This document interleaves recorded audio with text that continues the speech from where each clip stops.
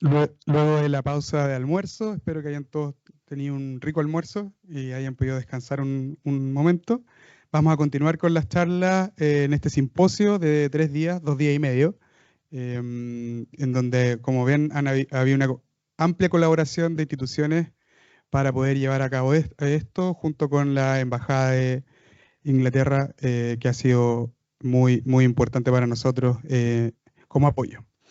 Bien, vamos a tener en la tarde una sesión de instituciones públicas que también hacen vigilancia, hacen lo suyo en este ámbito. Vamos a tener charlas de Cernapesca, del Instituto de Salud Pública y también del Ministerio de Salud, ¿sí? Vamos a comenzar, por lo tanto, esta sesión de la tarde con una bienvenida a María Eugenia Rodríguez Campos, que es médico veterinaria de la Universidad de Chile y encargada del programa de susceptibilidad a antimicrobianos y prueba salmón en el Departamento de Salud Animal del Servicio Nacional de Pesca y Acuicultura, Cernapesca, que nos presentará el programa de vigilancia a la susceptibilidad a los antimicrobianos en la salmonicultura. Bienvenida, María Eugenia.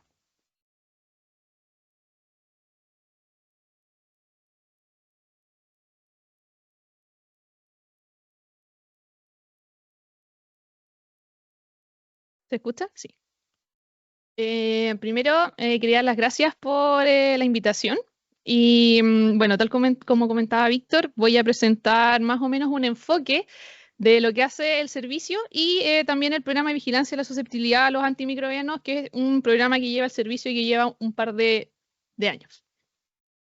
Bueno, para comenzar un poco de contexto mundial, hoy en día se ha obtenido un aumento sostenido de la acuicultura y se mantiene un estancamiento de la pesca, lo que ha llevado a un gran desarrollo de esta misma, de la acuicultura, lo que es muy importante ya que para el año 2030 hasta el 2050 se ha considerado que la industria va a crecer en al menos un 22%.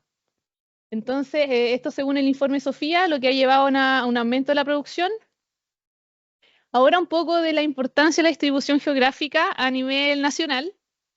Las principales especies cultivadas son el salmón salar, salmón del Atlántico, salmón del Pacífico y la trucha arcoíris. Esto tiene distribución desde la 8ª región hasta el sur, donde se concentra mayormente desde la 10ª hacia la 12ª. Y actualmente es una industria de gran valor, es segunda productora a nivel mundial.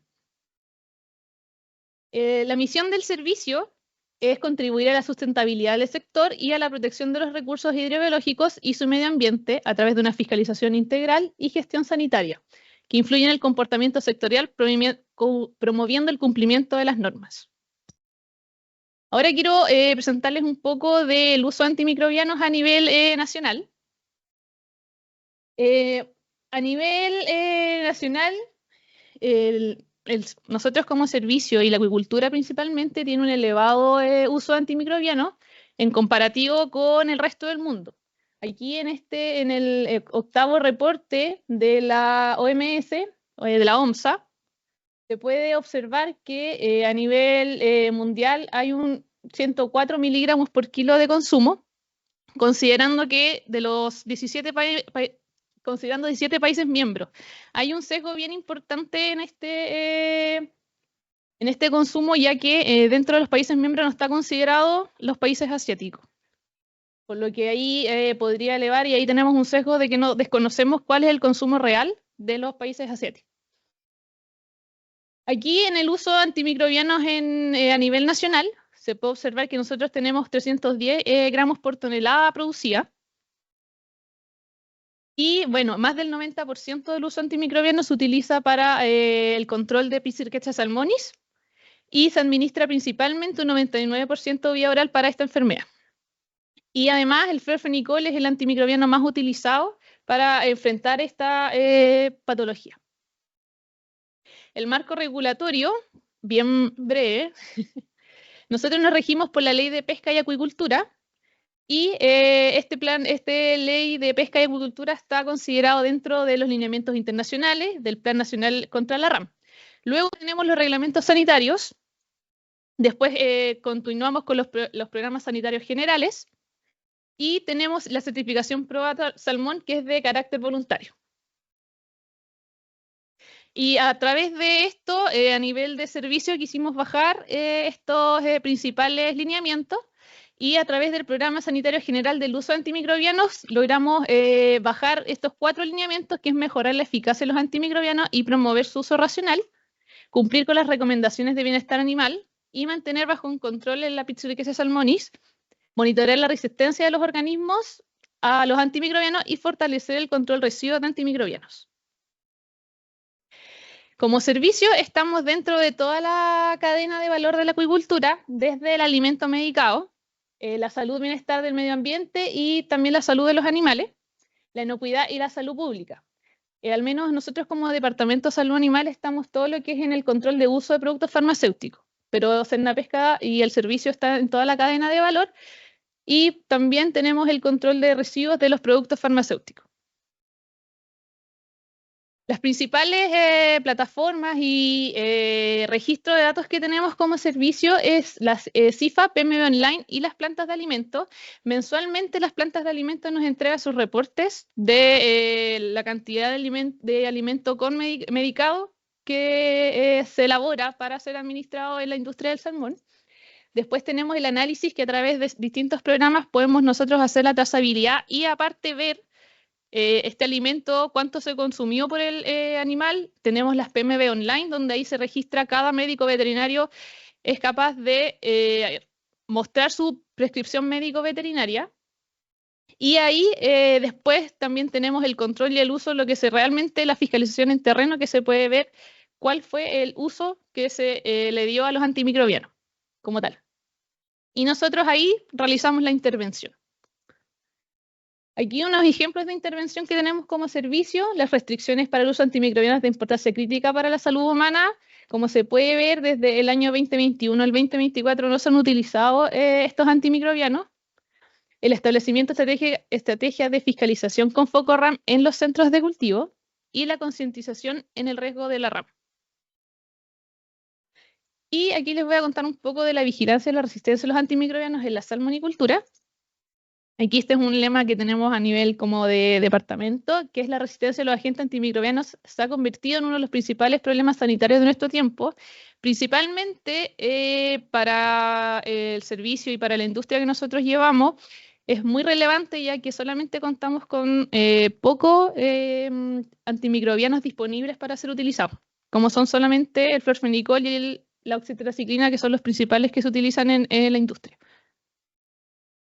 Y aparte, se prevé que la RAM provoque un déficit de 3,5 billones anuales para el 2030, siendo sumamente relevante el uso de antimicrobianos y la RAM en este ámbito. Bueno, y la RAM de los animales, en los animales aumenta los costos de la sanidad, tal como se ha mencionado anteriormente. Y nosotros al menos estamos ligados a la vida submarina, salud y bienestar de los animales, la producción y consumo responsables y cero hambre. Y también aquí podemos observar que como servicio estamos también dentro de los lineamientos internacionales, nos preocupamos de una salud y estamos como en conjunto trabajando para poder minimizar los riesgos. Bueno, como se ha mencionado también anteriormente, tenemos el Plan Nacional RAM, en donde el servicio es parte. Se reduce el riesgo de emergencia y diseminación de la resistencia a los antimicrobianos, que abarque tanto la salud humana como animal y vegetal en el medio ambiente, alineando con los objetivos establecidos por la OMS y el Plan Mundial contra la RAM. Y acá el servicio realiza acciones concretas, principalmente en la vigilancia de la RAM, en 4 de ellos: en la vigilancia de la RAM, en la prevención y control de infecciones, regulación y monitoreo del uso y la concientización y la formación. Aquí les quiero detallar un poco sobre el programa de la susceptibilidad de los antimicrobianos que llevamos como servicio. Este programa nació primero del programa de investigación permanente de la vigilancia de la resistencia de los agentes a los patógenos a los antimicrobianos del uso habitual de la salmonicultura nacional. Este programa de vigilancia permanente lo lleva el IFOP, y este programa lo lleva el IFOP en 3 ámbitos: en la vigilancia de la susceptibilidad para Flavobacterium y BKD, la vigilancia de susceptibilidad para Pichirickesia salmonis y la vigilancia de susceptibilidad en la microbiota intestinal de Salmonio. Nosotros a través de distintas asociaciones bajamos este programa a un programa sanitario general en donde se publica el programa sanitario general de vigilancia de susceptibilidad a antimicrobianos en la salmonicultura, donde se le hace una vigilancia permanente a la susceptibilidad de Pichirickesia salmonis. El objetivo de este programa es contribuir a la preservación de la eficacia de los antimicrobianos usados para el control de enfermedades endémicas de salmónidos de cultivo por medio de la vigilancia de la susceptibilidad a antimicrobianos. Y el objetivo específico es obtener la información sobre el estado de la susceptibilidad a Pichirickesia salmonis. El ámbito de aplicación de este programa es en la región de los lagos y Aysén, que es donde está en mayor cantidad este patógeno, y se realiza mediante una concentración mínima inhibitoria de microdilución en caldo. Acá hay un esquema que les quiero mostrar más o menos. Este programa se realiza o se tiene como objetivo que antes de la primera prescripción médico-veterinaria uno pueda hacer una trazabilidad y ahí nosotros está enfocado en que tú, una vez que realizas la primera prescripción médico-veterinaria, se logra o no se logra aislar un patógeno, el patógeno Pichirickesia salmonis. Y una vez que este patógeno se logró aislar, se realiza la concentración mínima inhibitoria. Y una vez que se realizó la concentración mínima inhibitoria, se obtiene un valor, y este valor corresponde a, si es sobre a 0,5 microgramos por ml, corresponde a una bacteria susceptible, y bajo este valor es no susceptible. Y lo mismo para el antimicrobiano de oxitetraciclina. Y además, en el caso de que no se logre aislar este patógeno, se repite el aislado a la segunda prescripción médico-veterinaria y así hasta finalizar el ciclo. Adicionalmente, el programa sanitario general del uso antimicrobiano, si uno realiza un tratamiento repetido, también debe realizar una concentración mínima inhibitoria. Estos son unos resultados preliminares en donde podemos observar que en los lagos tenemos un 66% de población no susceptible para florfenicol. Y en el caso de Aysén, un 66% también es no susceptible a florfenicol. Y en el caso de la oxitetraciclina, en los lagos tenemos que solo un 7% es no susceptible a este antimicrobiano, y en Aysén un 6% es no susceptible a oxitetraciclina. Se puede evidenciar que para el caso de florfenicol hay una tendencia a que este sea no susceptible. Sin embargo, los datos que tenemos aún son bastante preliminares, así que estamos trabajando para poder hacer más sensible la técnica y así obtener una mayor cantidad de resultados y poder tener poder llevar a cabo acciones más concretas en relación a la RAM. Bueno, como servicio tenemos un par de asociaciones público-privadas, como son en el 2016-2019 el Programa de Gestión Sanitaria para la Acuicultura, en donde se obtuvo como resultado 19 informes finales, 6 manuales y diversos eventos de difusión. Y a través de este programa surgieron iniciativas como son la certificación Proa Salmón, que es una certificación voluntaria. Y también tenemos este proyecto, que es un proyecto de sistema de vigilancia, alerta y respuesta para la gestión de la reducción del uso de antimicrobianos, que estamos en trabajo en tratar de que salga. Y el propósito es la prevención de la RAM a través de la disminución de los antimicrobianos, del uso antimicrobiano, y que tiene medidas concretas y que estamos trabajando en conjunto con la industria para poder llevarlo a cabo y que sea de una forma más integral, en una asociación entre el servicio y la industria. También está la Alianza Yeltsin, que se había mencionado, me parece que Carolina Marambio lo había mencionado, y son asociaciones gremiales de las empresas productoras, de los laboratorios farmacéuticos, SAC y el servicio. Y esta alianza está orientada a una forma preventiva a través del uso de vacunas y otras diversas proyecciones para reducir el uso de fármacos también, una vez más, en el salmón chileno. Nosotros tenemos también concientización y difusión en relación a la RAM. Nosotros publicamos el informe de uso antimicrobiano anual y semestralmente. Y aquí se publica todos los usos antimicrobianos, tanto sea en mar, en agua dulce y por enfermedad. También tenemos asociaciones con veterinarios y en relación a la formación en los médicos veterinarios, como es el diploma de las buenas prácticas en el uso de fármacos en la salmonicultura, y también el desarrollo de, por ejemplo, elaboración del manual de buenas prácticas de uso antimicrobiano. Muchas gracias.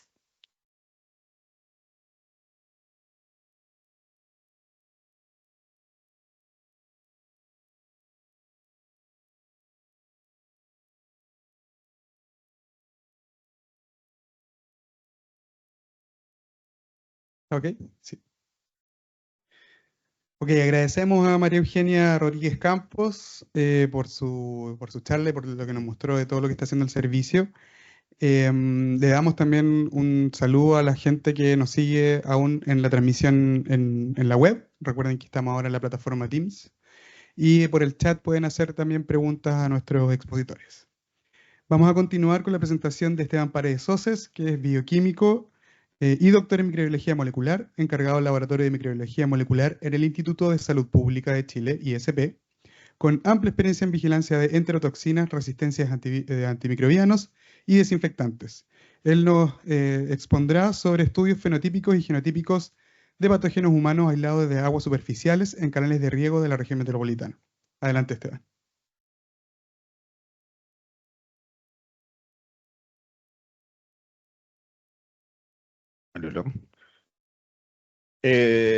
Bueno, antes que todo, muchas gracias por la invitación a la sección, particularmente a la que estoy representando, que es la sección de microbiología de alimentos y ambiente del Departamento Nacional y Referencia en Salud Ambiental del Instituto Salud Pública de Chile.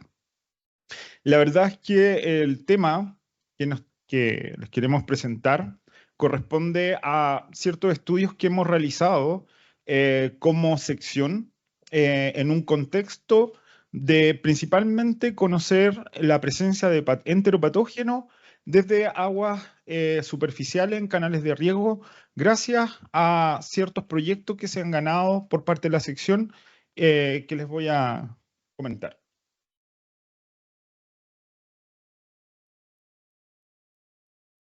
Si logro pasar la diapo.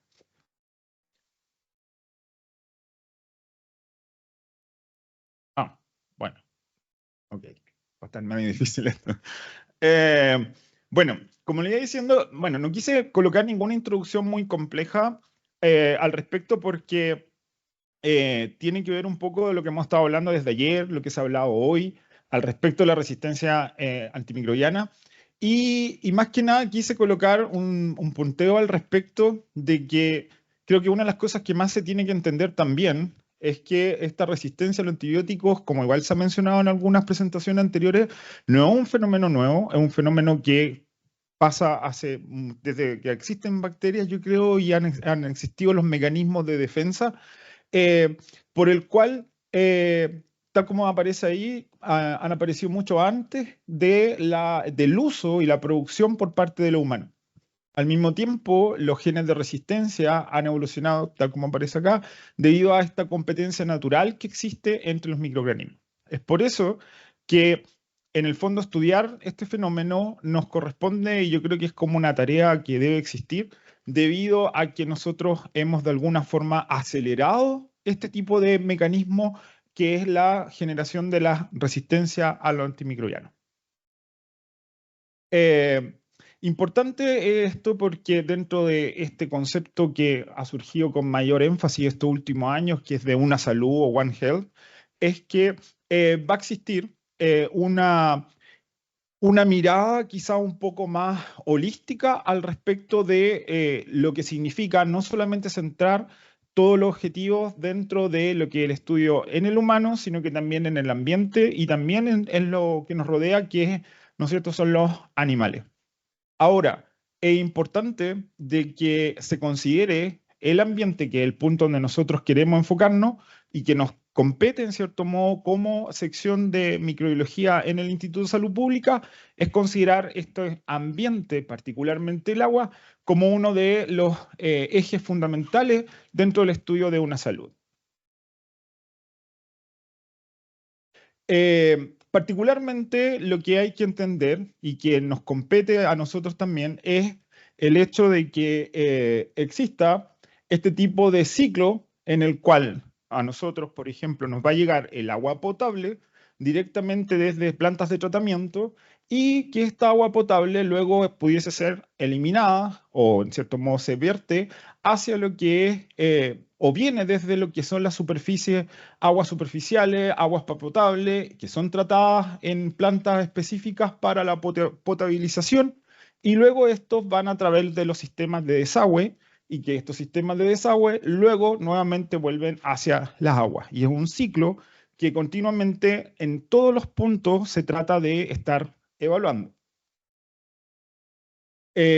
Ahora, quise colocar un aspecto igual importante que el agua, dentro de todo este ciclo mencionado, es que va a acarrear y es uno de los principales vectores, considerándolo como matriz vectorial, en el cual pueden suceder enfermedades relacionadas con el agua. Y particularmente dentro de estas enfermedades es importante mencionar que el agua pudiese ser responsable también de los principales problemas que ocurren, como el caso de las enfermedades diarreicas, siendo este el mecanismo por el cual se transportan a los patógenos a través del agua.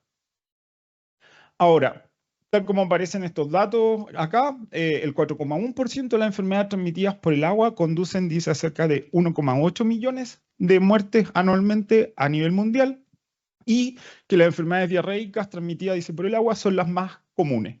Ahora, y obviamente que esto influye mucho más, sobre todo en los menores de 5 años, el niño, en la cual no existe tampoco un tratamiento eficaz para la potabilización del agua. Esto como dato general al respecto de lo que significa el estudio y los análisis de agua. La presencia de organismos patógenos en aguas contaminadas puede estar siendo acarreada a través de la misma agua potable como también de aguas de tipo recreativo, y esto va a llevar a enfermedades transmitidas por el agua. Y me fui por este lado porque en los proyectos en los cuales nosotros nos planteamos estudiar a enteropatógenos en las enfermedades es porque fue el enfoque inicial que se les quiso dar como sección. Esto entonces, los patógenos que pueden estar mencionados son protozoos, virus y bacterias. Y que la siguiente van a llevar principalmente a anorexia, pérdida de peso súbita, a daño en la mucosa intestinal y que finalmente termina, ¿no es cierto?, siendo un factor importantísimo en el desarrollo de patologías, intoxicaciones, patologías gastrointestinales y un número significativo de muerte en todo el mundo, sobre todo en sociedades donde no existen las mejores condiciones socioeconómicas o de saneamiento ambiental. Existe una lista de todos los patógenos que pueden estar relacionados con el agua y particularmente dentro de todas las vías, la vía de tomar el agua directamente es quizás la cual pudiese acarrear la mayor cantidad de patógenos al cual nosotros consumimos. Esto sin ni siquiera considerar lo que es la resistencia antimicrobiana. Quise colocar los dos principales patógenos que nosotros nos enfocamos como sección, que es Escherichia coli. Creo que hay harto dato y la mayoría a lo mejor conoce que es quizás una de las líderes en cuanto a la generación de patologías digestivas y sobre todo por la complejidad, a pesar de que coli es por lejos una de las bacterias más modelos de estudio, pero que puede estar asociado a distintos patotipos asociados al desarrollo de patologías gástricas. Y la otra bacteria es Salmonella, que también está asociada con todas las manifestaciones gastrointestinales, gastroenteritis, bacteriemia, etcétera, y que también se conocen ciertos serotipos de esta bacteria que nos enfocó principalmente al estudio que nosotros realizamos. Nosotros tuvimos dos proyectos, y estos son bastante antiguos, uno del año 2012 y uno del año 2015, que son proyectos de colaboración, uno con la Facultad de Veterinaria de la Universidad de Chile y otro con la Seremia de Salud de la región metropolitana, en el cual fue simplemente como objetivo estudiar la presencia de enteropatógenos en aguas de predio agrícola o en aguas de cursos superficiales, y en el cual se desarrolló principalmente esta investigación. Ahora, en ambos casos se hicieron recolecciones de muestras de agua desde distintos puntos de la región metropolitana. Ese fue el enfoque principal de los dos proyectos FONI, en el cual en el primero se consideró tomar solamente aguas superficiales de 40 cursos de agua mapeados como aparecen acá. Y en el año 2016-18, que fue el segundo proyecto FONI, se hizo además la recolección de hortalizas, de suelos y 38 aguas de curso superficial. ¿Qué es lo que se obtuvo de esto? Bueno, aquí fotos de la sección cuando andaba, yo no estaba todavía presente acá, así que estoy mostrándoles cómo fue la recolección de esto. Principalmente la sección maneja estrictas metodologías para lo que es la recolección de agua, todo también, como ustedes saben, el hecho de ser laboratorios de referencia nos atañe a seguir ciertas metodologías bien particulares, como es el caso de la toma de recolección de agua, que eran 20 o 40 litros, dependiendo también cómo fuera la matriz, y que esta después se llevaban a un proceso de ultrafiltración tangencial. Bueno, y aquí están las metodologías principales que se utilizaron para la detección de estos enteropatógenos, que principalmente son metodologías de tipo de norma ISO, en el cual se identificó el Salmonella, Escherichia coli, particularmente las que son serotipo STEC, la presencia también de los Vibrio parahemolítico, Vibrio cholerae, y se hizo también la serotificación que la realizábamos en ayuda con la sección de bacteriología del Instituto de Salud Pública. ¿Cuáles fueron los hallazgos? Y este es como un gran resumen de los hallazgos que la verdad no nos deja de llamar la atención, que quizás no son una gran cantidad de enteropatógenos totalmente identificados, que fue principalmente el agua de curso superficial. Se aislaron la presencia de salmonela desde el agua, no sobre hortaliza, y una sobre suelo de vibrio, tanto el serotipo no O1 y el no O139. También se aislaron ciertos aislados, y de Escherichia coli solamente la presencia de 2 enteropatógenas con presencia de genes STEC. Por lo tanto, los resultados que pretendemos mostrar de mayor manera son los que se hicieron con Salmonella. Salmonella fue por lejos el enteropatógeno que principalmente fue aislado, y a todas las cepas de Salmonella se le hizo su serotipificación para poder comprender cuál era la variedad, siendo Salmonella typhimurium el serotipo que principalmente fue aislado, siguiendo por Salmonella infantis. Haciendo después el análisis de distribución de esta en base a la comuna en la cual se fue aislada la salmonela y los canales, es que se tiene este mapa en el cual ustedes pueden observar que no, hay una distribución bastante sin ninguna correlación particular, porque los serotipos se encuentran presentes tanto en la zona de Talagante, Peñalolén, Peñaflor, Paine, Melipilla, María Pinto, La Pintana, Isla Maipo, Colina y Calera de Tango. Después hicimos el trabajo en conjunto con la sección, con el subdepartamento de genética, y a esta salmonela le hicieron campo pulsado para poder conocer los secuenciotipos o los análisis de perfiles de campo pulsado en el cual pulsotipo que correspondía, siendo bastante interesante que dentro de los pulsotipos que se identificaron de los aislados desde las matrices, particularmente sobre los canales de regadío, fue posible encontrar por lo menos 2 serotipos, el que aparece acá, el que es denominado, al anterior, el que es denominado con un nombre bastante particular que terminaba en 11, y el otro que aparece acá, que si le da la diapo, ya, ese ahí estaba el primero, que el CLCTIM-XBA011, que es de tipo clínico y también presente en matriz alimentaria. Otras también que fueron aisladas clínicas, que es la que termina como XBA008, y la que viene es la 040 y la 012 y la 004, que también fueron aislados desde origen clínico, ambos con 2 tipos de procesamiento para el campo pulsado. Esas y esa. Esa fue el match que se hizo con los aislados de salmonela, que el Instituto de Salud Pública también cuenta con las salmonela aisladas de pacientes, y se pudo identificar la presencia de estos aislados en los canales de regadío con los que estaban infectados con pacientes. Ahora, estos resultados que les mostré bastante a la rápida también están escritos en esta publicación que es del 2000, no me acuerdo si es como el 2018, en el cual son los resultados principales que se obtuvieron. La diapositiva viene después. Donde aquí también es un resumen de todas las salmonelas que se aislaron con los pulsotipos identificados y particularmente, si le da a la diapo, a cuáles fueron los que se encontraron que hicieron match directamente con algún aislado clínico. Que en este caso habían 3 y ahí están los 3. Y también acá aparecen los genes los ensayos de susceptibilidad que se le realizó a esta salmonela. En la siguiente también aparecen 4 aislados más que son directamente desde los canales identificados acá y que eran aislados que hicieron match con la clínica, los aislados clínicos, y esto fue presentado en la publicación. Eso.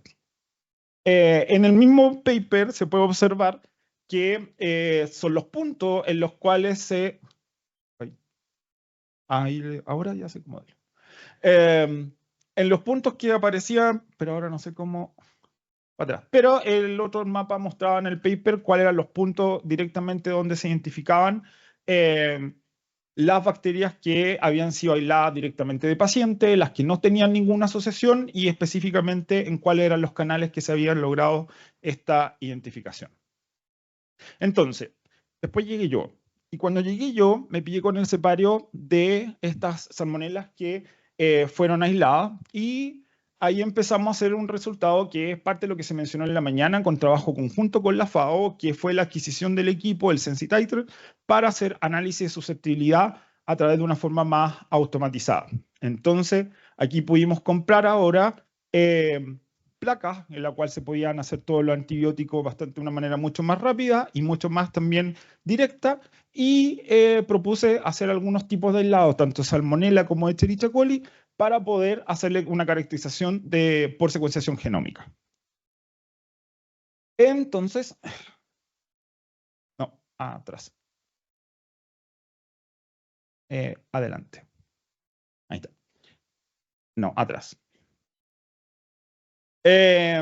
Entonces, de todos los aislados que teníamos nosotros desde matrices de agua de curso superior, también desde Salmonella y Escherichia coli, yo hice una selección de 2 aislados particulares de Salmonella y 2 aislados de Escherichia coli, los cuales presentaron un perfil de susceptibilidad bastante particular porque presentaban alta resistencia dentro de los antibióticos que se habían analizado.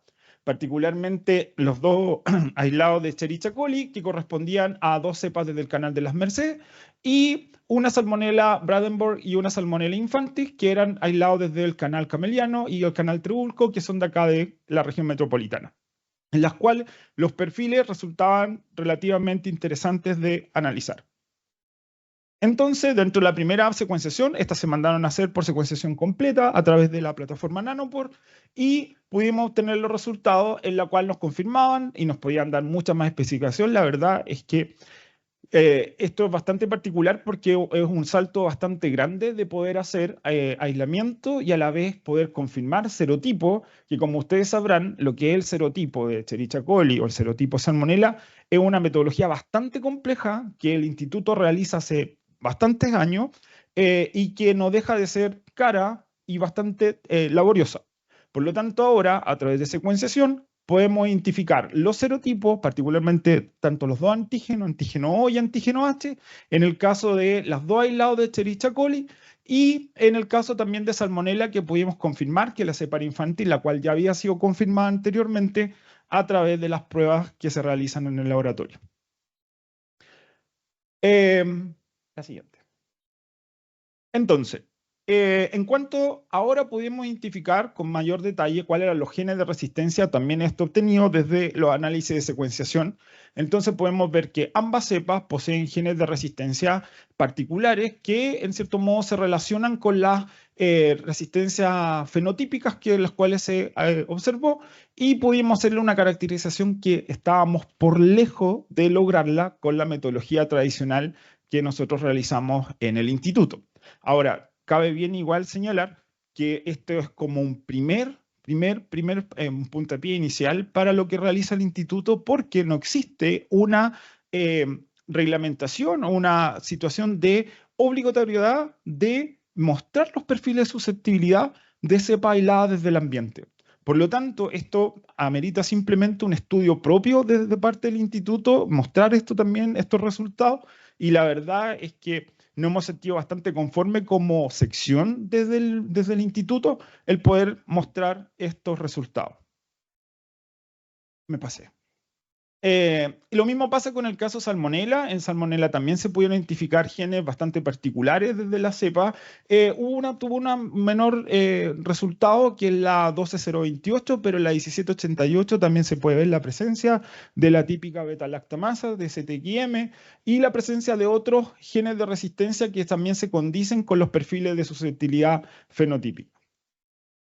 Ahora, la verdad es que también esto, como les digo, es todo bastante nuevo para nosotros, es que yo he ido tratando de ir buscando más información, sobre todo incluso ayer, como lo que habló el doctor Marcoleta, con mayor razón nos entregó un montón de herramientas que uno puede buscar ahora a través de, incluso de Google, que uno puede encontrar plataformas en la cual hacer el análisis directamente a la cepa, y en este caso la S1212, que también pudimos hacer una identificación directa desde los genes que tiene presente y la posible resultados de resistencia a los antibióticos y a los distintos grupos en base a la configuración genética que tiene cada aislado.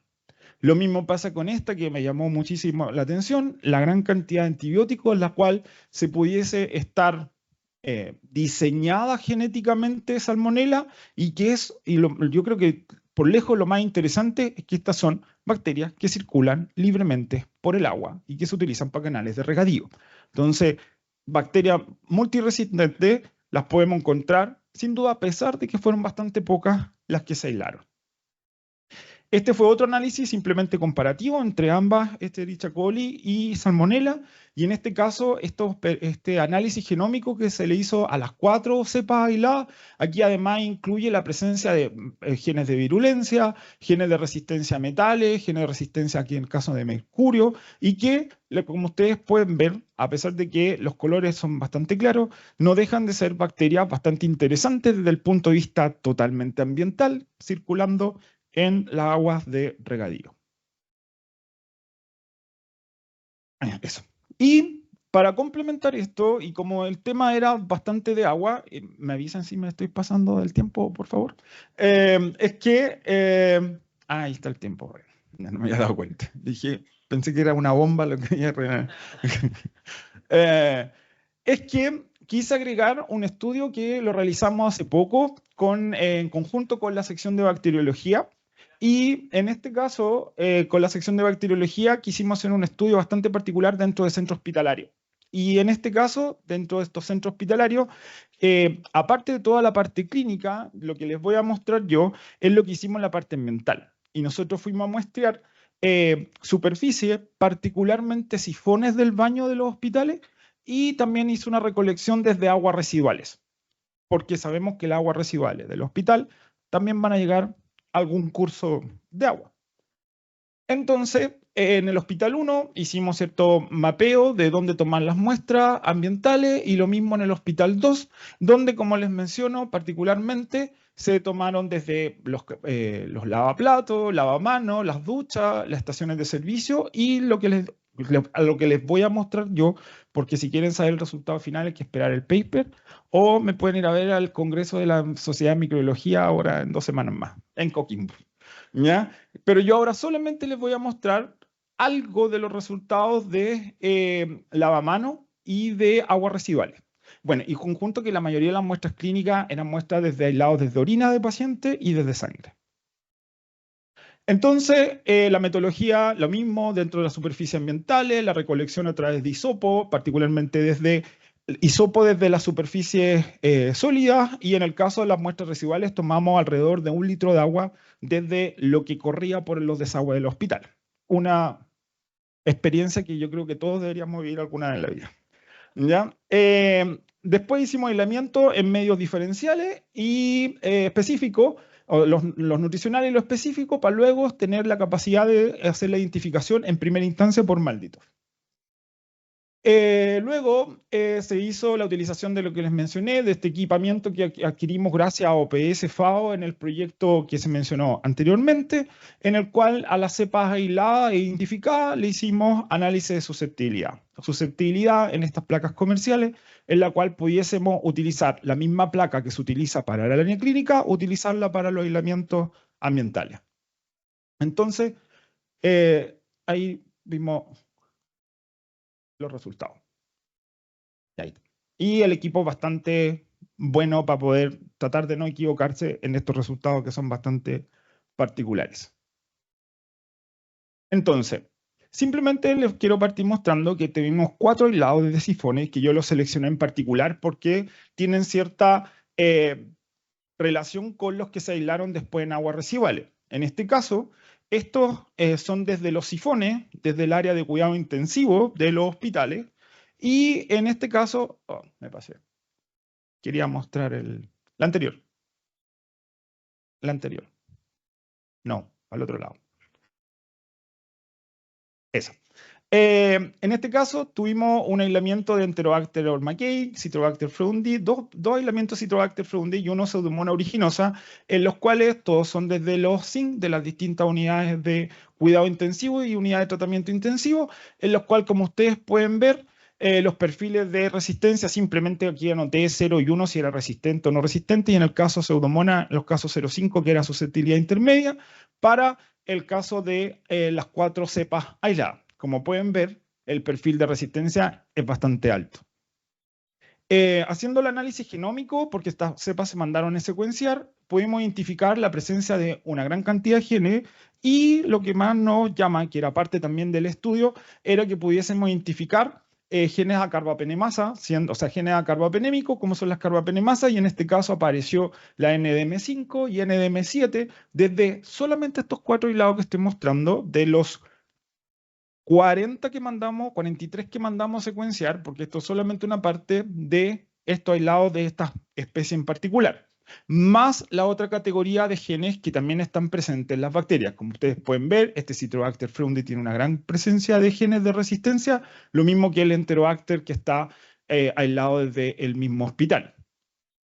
Esto simplemente es para mostrar las mismas 4 cepas, pero en este caso lo que se está mostrando es en funciones de los genes de resistencia, y como aparece acá, ahí están las cepas que también tienen presencia Enterobacter y ambos Citrobacter, que tienen dentro de los más críticos, son los genes de resistencia a metilobeta-lactámico. Y otro análisis también de secuenciación, lo que pasa es que estoy probando hartos tipos de análisis para ver cuál es el que gusta más, donde aparte de los genes de resistencia aparecen también los genes de virulencia, los genes también de presencia de metales, a desinfectantes, y como pueden ver, estos aislados que viven normalmente con todos los pacientes, con la gente que trabaja en el hospital, en los sifones donde todos se lavan las manos, tienen perfiles bastante monstruos, por decirlo suave, de estas cepas. ¿Y qué es lo que puedo aislar desde las aguas residuales? Desde las aguas residuales tengo 5 aislados particulares, y de los 5 aislados tengo Enterobacter, Citrobacter, que esa fue la razón por la cual seleccioné solamente las otras, porque hay más.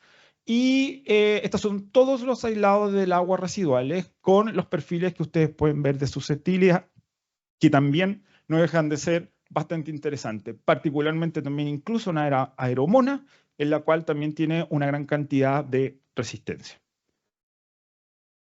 También lo mismo, análisis de expresión de la presencia de genes, y también, como ustedes pueden ver por acá, aparece una KPC2, que los que trabajan también en la parte clínica saben de que esas son las terribles, las KPC, también la presencia de algunas OXA, TEM, y por aquí también está la Pseudomonas oleorans, que tiene la carbapenemasa, la BIM2, y la OXA creo que estaba presente en la Aeromonas.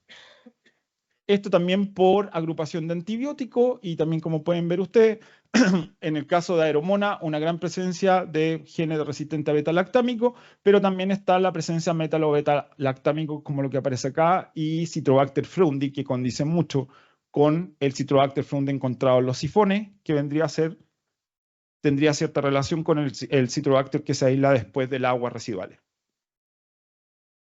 La verdad que el trabajo es mucho más completo. Por eso, la siguiente. Porque lo más bonito de esto es el match que también después hicimos con las cepas clínicas. Las cepas clínicas pudimos encontrar cierta relación con las cepas clínicas, con las cepas del ambiente, particularmente la de los sifones, y que a través de análisis de secuenciación pudimos hacer estos matches. Ya. Y aquí están los 5 aislados del agua residuales, también mostrando la carga de genes de resistencia. Particularmente aquí también se incluye genes de virulencia, genes de amonio cuaternario, que también eso igual es un temazo, que es lo que favorece que estas cepas sean resistentes a desinfectantes. Que eso también es un tema, que esto está totalmente oculto porque ustedes sabrán de que estas son, tanto las otras también, le apareció el mismo gen de resistencia a amonios cuaternarios, que ustedes pensarán que cuando a la clínica, a los hospitales llegamos, lo más seguro es que todos hicieron una limpieza profunda, quizás le pusieron un poco más de cloro a lo que normalmente hacen, pero aún así fuimos capaces de aislar a estos monstruos, tanto de la superficie dentro del hospital como también fuera. Y esto simplemente fue un análisis último en el cual se pudo ver que dentro de las que estaban presentes en los sifones con el agua residuales, que por lo menos hay 13 genes compartidos, simplemente mencionar los nombres, sin ninguna asociación en particular. Y lo mismo acá, que muestra cuáles son los genes que están presentes en las cepas de aguas residuales comparado con la cantidad de genes por grupo de antibióticos aislada desde los sifones. La verdad es que esto acaba de salir publicado, y para terminar, acaba de salir publicado ahora, 14 de noviembre del 2024, al respecto de lo que son, lo que significa estudiar genes de resistencia en lo que es un río, y tal como aparece ahí, un verdadero río de genes de resistencia que todavía queda por descubrir a través de principalmente ensayos de metagenómica.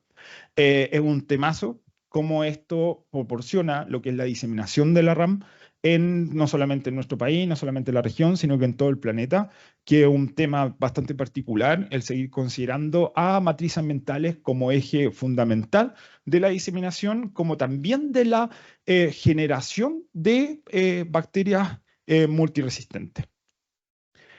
Así que, bueno, ahí les coloqué inteligencia artificial a este monito, a esta bacteria comiendo antibióticos en una placa.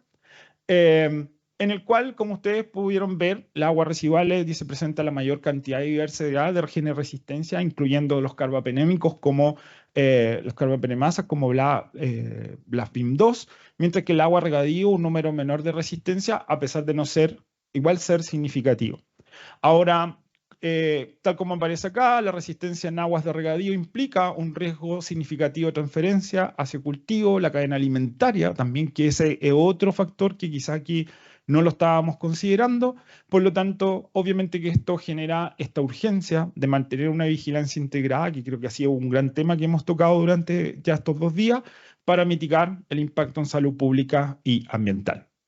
Solamente para dejarlo para pronto, esto es lo que se viene. Este año nosotros nos ganamos un proyecto de parte del Ministerio de Ciencia, directo al Instituto de Salud Pública, y en este proyecto que estoy liderando ahora, la idea es hacer estos análisis de metagenómico desde tanto la matriz suelo como también de matriz agua, y este estudio lo voy a hacer tratando de seguir al doctor Opaso, que se quejó que está todo centralizado en Santiago. La idea, la siguiente diapo, fue quise tomar muestra desde Concepción, Es que yo también soy de allá, igual tenía que confesar eso.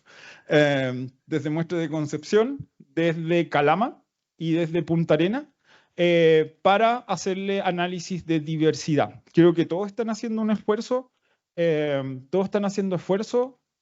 por obtener la mayor cantidad de datos. Creo que lo que es los estudios de microbiota, genes de resistencia, los elementos genéticos móviles, creo que es un tema importantísimo. Yo creo que a nivel de todas las instituciones públicas también estamos tratando de hacer algo con los pocos recursos de repente que tenemos, y en este caso este es el proyecto que estamos ahora en desarrollo, así que quizá el próximo año les puedo contar algo de resultado. Gracias.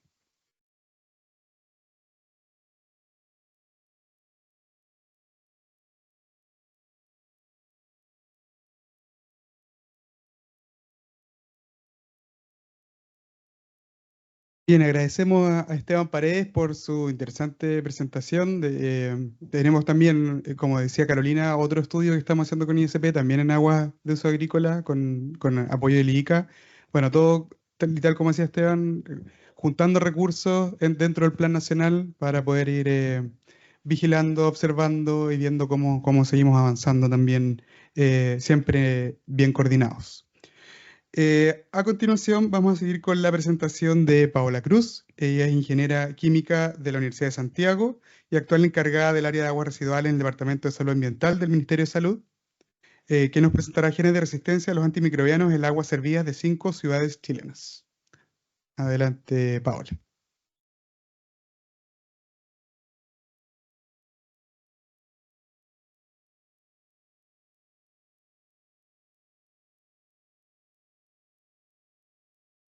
Bueno, buenas tardes a todos y todas los que están presentes. Buenas tardes también a quienes nos ven y nos escuchan por streaming. Agradecer la invitación a participar en este seminario con un tema que para nosotros, como Ministerio de Salud, como autoridad sanitaria, ha significado un tremendo desafío por el rol que tenemos que cumplir en lo que es la vigilancia ambiental de la resistencia a los antimicrobianos, que según lo que hemos visto en estos días, tiene una especial relevancia poder implementarla lo antes posible. Y para esto, con un tema que trajimos hoy día, que es el comienzo de lo que nosotros hemos tratado de empezar a aplicar ya en la realidad, hacer la bajada de tantos estudios académicos que se han hecho en esta materia y ver qué pasa realmente en nuestros ambientes, con nuestras culturas respecto de la generación de agua servida. Es que identificamos y cuantificamos genes de resistencia en 9 ciudades de Chile, de diferentes regiones. Yo descubro también cómo funciona esto. O si me pueden pasar las diapositivas, por favor. Ahí sí.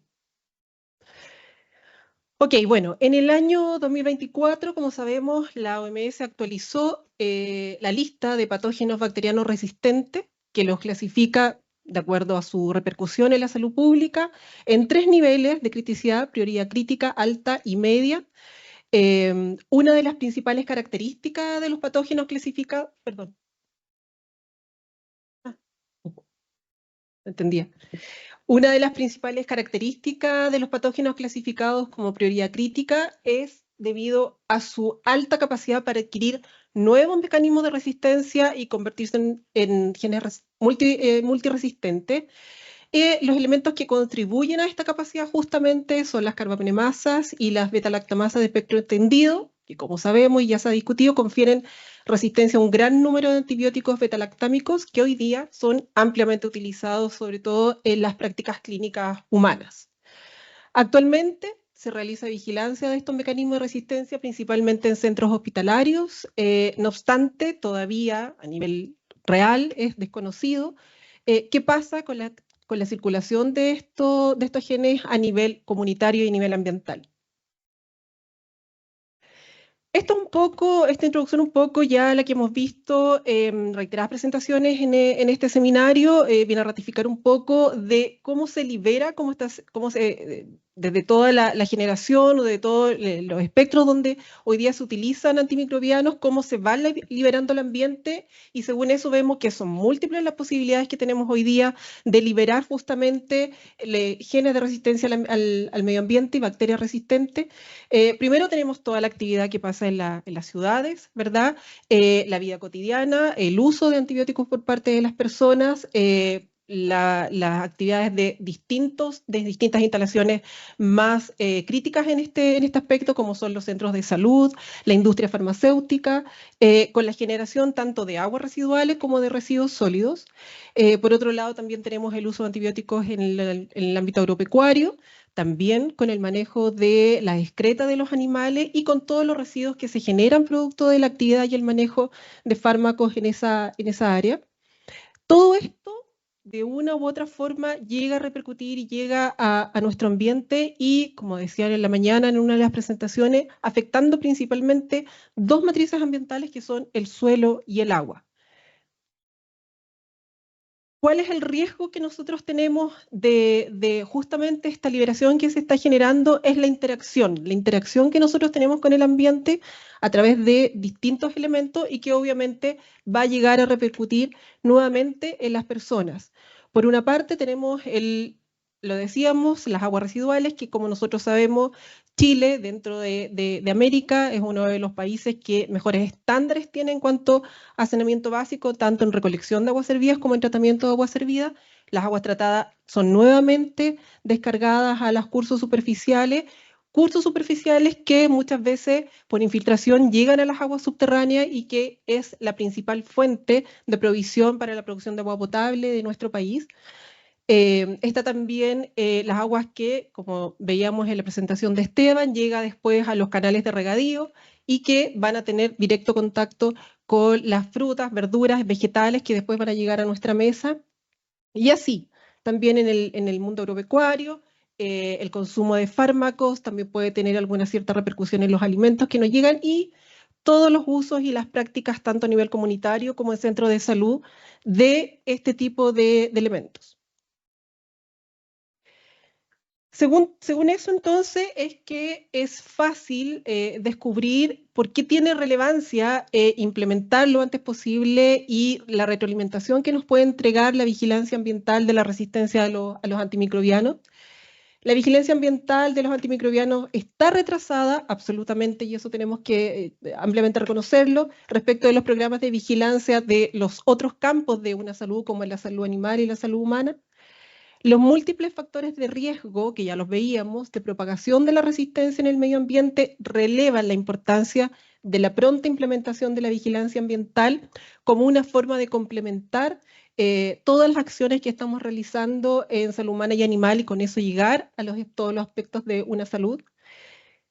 Y aquí un punto importante, si bien es cierto la vigilancia ambiental del SARS-CoV-2, que como todos ustedes saben, también se realizó a través de la epidemiología de aguas residuales, si bien es cierto, significó un punto de inflexión en lo que se venía avanzando, por lo menos desde el mundo académico, en lo que es el estudio de la vigilancia de la RAM en aguas servidas, porque durante un par de años todo el mundo se detuvo y se concentró en todas las acciones para combatir el SARS-CoV-2, pero al mismo tiempo significó un impulso para seguir avanzando en lo que es la vigilancia de la RAM en aguas residuales, principalmente por lo que se avanzó en ese tiempo respecto del estudio de la epidemiología de las aguas residuales y además por la infraestructura que se logró montar justamente para este tipo de trabajo.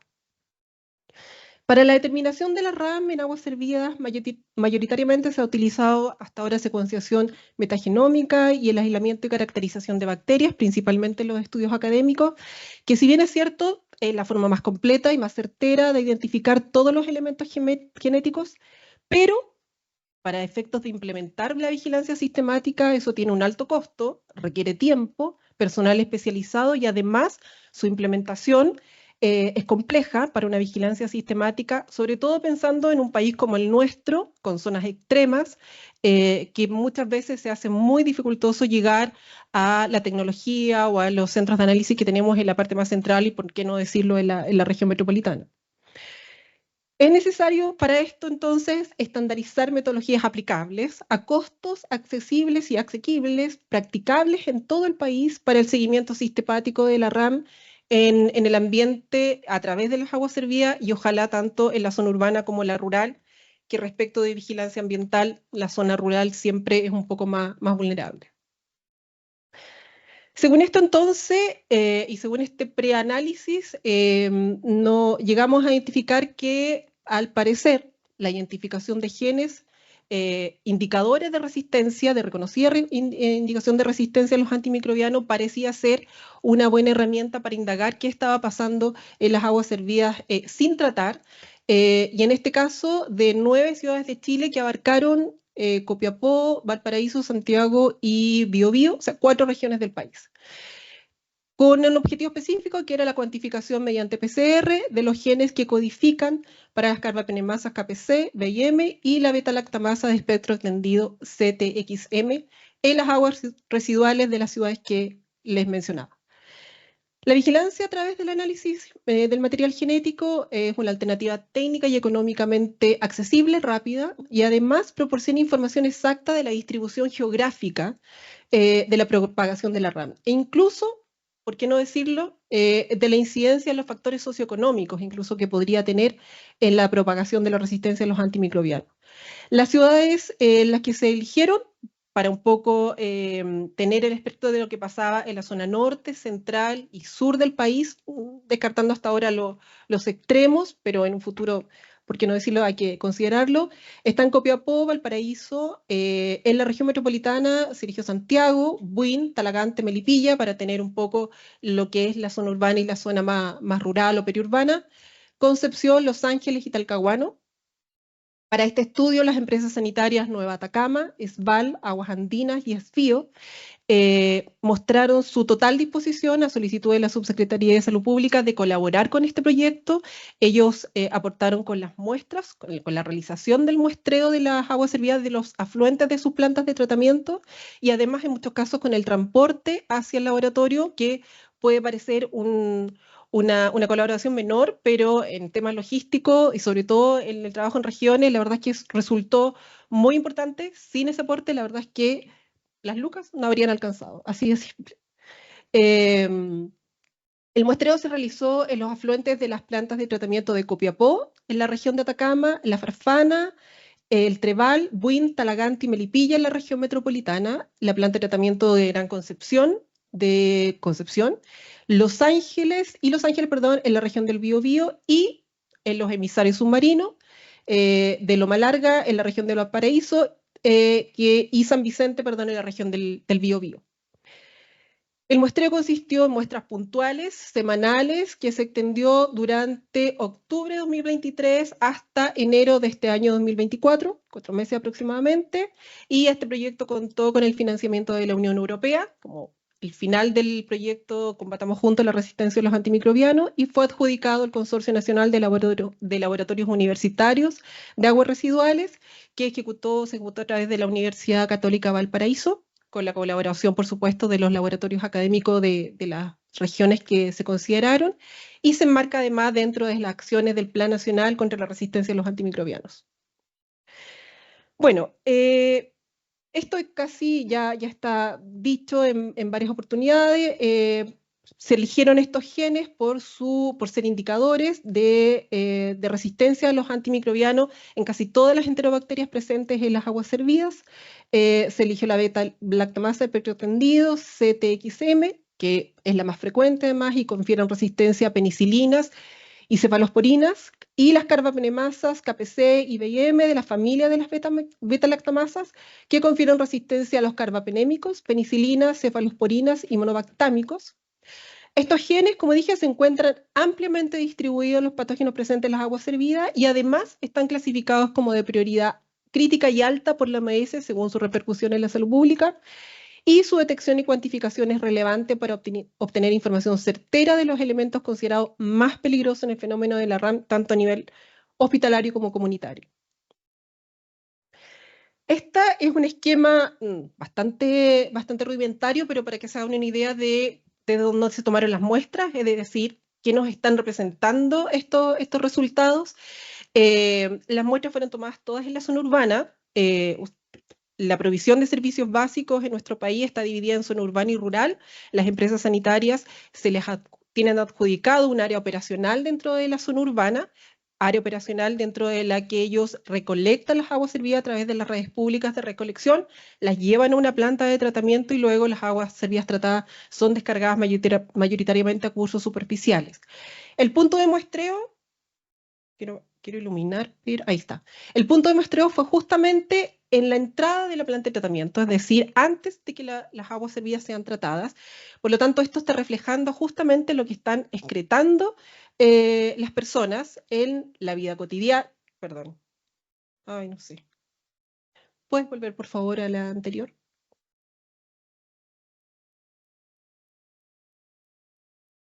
No sé cómo volver.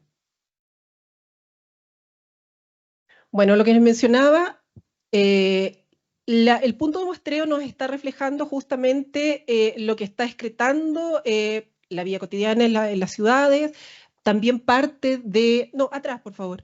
También parte de lo que son los efluentes líquidos industriales, puntos críticos también, por ejemplo, como son las aguas residuales de los centros de salud.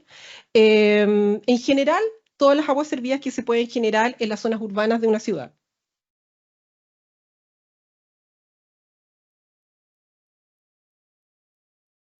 No sé cómo volver.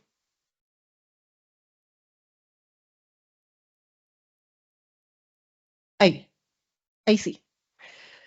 Entonces, el punto de muestreo que está identificado ahí justamente, como les decía, es justo el punto antes de ingresar a la planta de tratamiento. La verdad es que esto nos permite tener hoy día, dadas las coberturas, tanto de recolección como de tratamiento de aguas servidas que hay en nuestro país, una visión bastante representativa de lo que pasa en la zona urbana, si consideramos que nosotros a nivel nacional tenemos aproximadamente, se recolectan en redes de alcantarillado en la zona urbana el 97% de las aguas servidas, y de ese 97%, el 100% son tratadas en planta de tratamiento de aguas servidas o emisarios submarinos. De los principales resultados, bueno, primero que todo está ahí la visión general de lo que fue la detección de estos 3 genes de resistencia. Se logró identificar efectivamente los 13 en las aguas servidas de las 9 ciudades muestreadas. Como ustedes ven, tanto la carga de KPC como de IM se mueve en un intervalo mucho más acotado que el de STX, y también en rangos que son un poquito menores a los que vemos en el último gráfico, salvo algunas oscilaciones más abruptas en ciudades como Valparaíso, la zona sur de Santiago, Talagante y Buin, ¿ya? Y aquí llama la atención, Talagante y Buin son 2 comunas más pequeñas de la región metropolitana y además de la zona ya periurbana, entrándonos un poco más en el mundo rural. KPC en las comunas de la zona centro-norte de Santiago y, bueno, de la planta de tratamiento de la Farfana, que además recolecta la mayor parte de las aguas servidas de la región metropolitana, cerca de 30 comunas más o menos, y en Copiapó la carga de KPC está en el orden de 1 millón de copias, a diferencia de Concepción y Los Ángeles, en la región del Biobío, donde la carga supera los 100 millones, lo que puede dar luces de distintos patrones de circulación de patógenos y distintas prácticas en el uso de ciertos antibióticos en estas zonas del país. En el último gráfico se ve que CTXM, betalactamasa de espectro entendido, se mueve en un intervalo más amplio a lo largo de las 16 semanas en que se hizo el muestreo, con grandes variaciones hacia el final del periodo y alcanzando concentraciones que fluctúan entre los 1.000 millones de copias en Talagante. Nuevamente, de esto nos puede llamar la atención, Talagante, una comuna pequeña entre la región metropolitana, a diferencia, por ejemplo, de lo que pasa en el centro de la zona urbana. Y las 10.000 copias, que fue el nivel más bajo encontrado en la comuna o en la ciudad de Los Ángeles. Y obviamente que puede verse la importancia y a la alta frecuencia que tiene esta beta-lactamasa en enterobacterias. Llama la atención en el caso de del último gráfico de la beta-lactamasa de espectro entendido, la alta carga encontrada en ciudades pequeñas como Talagante, Buin y Melipilla. Lo que podría significar, por una parte, brotes de enfermedades infecciosas, brotes puntuales, situaciones puntuales de enfermedades infecciosas importantes que hayan ocurrido, a pesar de que, claro, puede resultar un poco dudoso la coincidencia entre comunas y entre localidades que no están tan cercanas.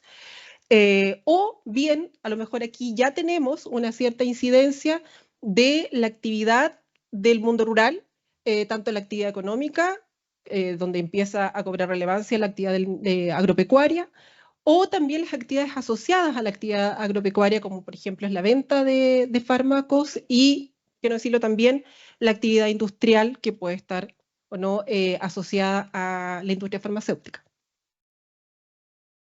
Aquí hay una comparación, por ejemplo, de los 3 sectores muestreados en la región del Biobío y, si ustedes se fijan, hay una cierta constancia en el patrón de la distribución de los genes de resistencia, tanto en el Gran Concepción, que es la planta más grande, Talcahuano y Los Ángeles, ¿ya?